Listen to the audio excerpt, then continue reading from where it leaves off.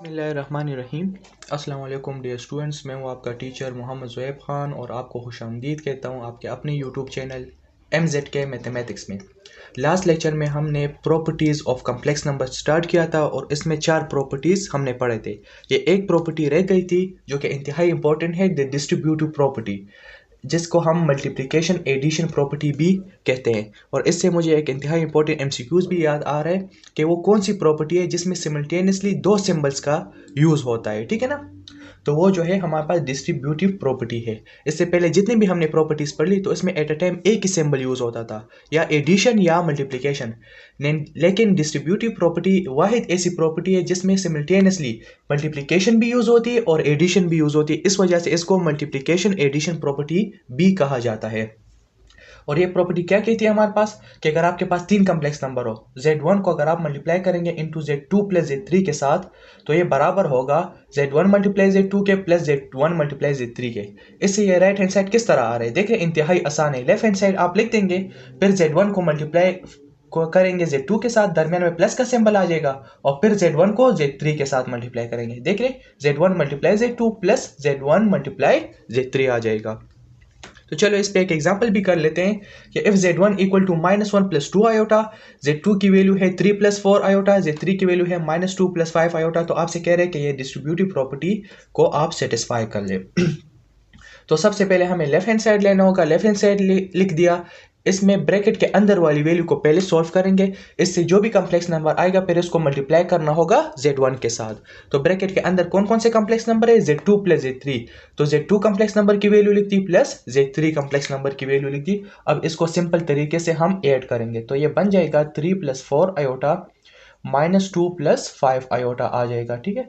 तो Z2 plus Z3 की value हमारे पास आ जाएगी 3, और -2 से क्या आ रहे, 1 आ रहे, 4 आयोटा 5 आयोटा से क्या आ रहे, 9 आयोटा आ रहे, ठीक है। नाउ अब हमें करना क्या होगा, Z2 और Z3 को तो सॉल्व कर लिया, Z2 प्लस Z3, इसको अब हमने क्या करना है, Z1 के साथ मल्टीप्लाई करना है। तो ये 1 इंटू Z2 प्लस Z3, तो Z1 की क्या वैल्यू है, वो है -1 प्लस 2 आयोटा है।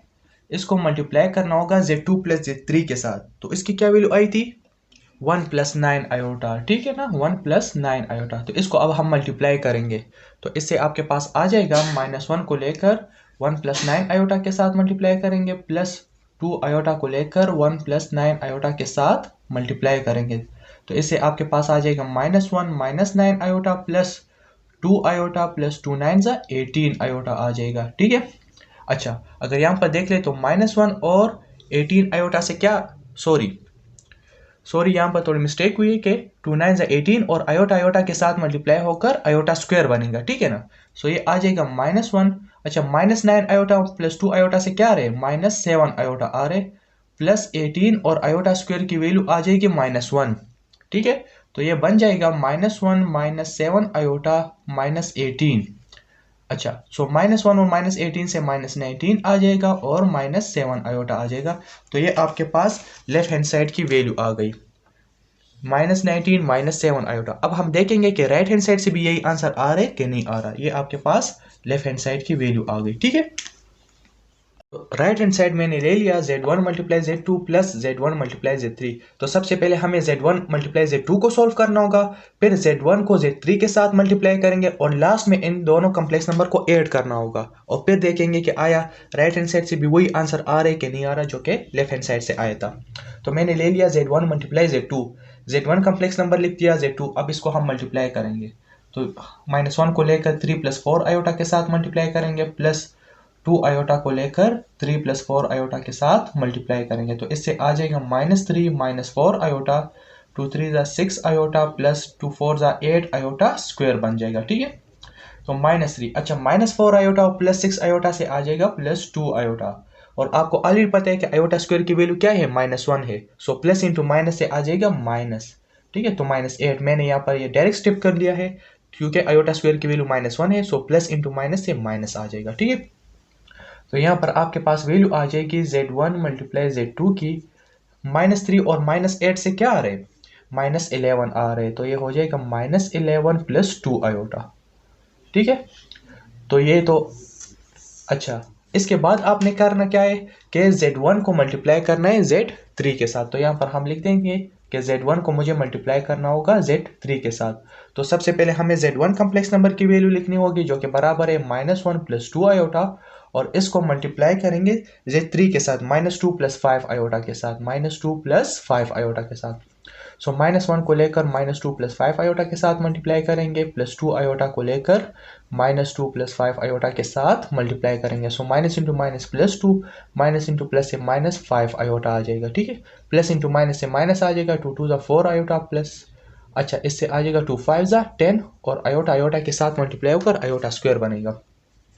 तो इससे आ जाएगा -5 आयोटा, और -4 आयोटा से क्या रहे -9 आयोटा, और आयोटा स्क्वायर की वैल्यू -1 है। सो जो कि वो प्लस के साथ जब मल्टीप्लाई होगा तो प्लस इंटू माइनस से क्या आ जाएगा माइनस, ठीक है। आप यहाँ पर रीजन दे सकते हैं कि आयोटा स्क्वायर की वैल्यू क्या है -1 है, तो यहाँ पर मैंने डायरेक्ट लिख दिया है, ठीक है ना। अब आप क्या करेंगे, Z1 × Z3 की वैल्यू आ जाएगी 2 - 10 से क्या रहे -8 -9 आयोटा आ जाएगी, ठीक है। नाउ आपने करना क्या होगा, राइट हैंड साइड किसके बराबर है, Z1 × Z2 को ऐड करना होगा Z1 × Z3 के साथ। तो ये हम लिख देंगे Z1 × Z2 जो है उसको ऐड करना होगा Z1 × Z3 के साथ, ठीक है। तो Z1 × Z2 की क्या वैल्यू आ रही थी, ये -11 + 2 आयोटा, -11 + 2 आयोटा, और Z1 × Z3 की क्या वैल्यू आ रही थी -8 -9 आयोटा, -8 -9 आयोटा आ रहे थे, क्लियर है ना। तो इससे हमारे पास क्या आ जाएगा, ठीक है। सो -11 और -8 से क्या आ जाएगा -19, और -2 आयोटा -9 आयोटा -7 आयोटा के बराबर है, ठीक है। तो ये हमारे पास राइट हैंड साइड की वैल्यू आ गई जो कि बराबर थी हमारे पास लेफ्ट हैंड साइड की, क्योंकि लेफ्ट हैंड साइड से भी हमारे पास -19 -7 आयोटा आ रहा था। तो आप लिख सकते हैं कि 10 लेफ्ट हैंड साइड हमारे पास इक्वल आ रहा है राइट हैंड साइड के, क्लियर है ना। और इसी के साथ ये प्रॉपर्टीज़ ऑफ कॉम्प्लेक्स नंबर का ये टॉपिक कंप्लीट हुआ। मैं उम्मीद करता हूँ कि आपको इस टॉपिक की समझ आ गई होगी। फिर भी कोई मसला हो तो बिल्कुल आप कमेंट सेक्शन में पूछ सकते हैं।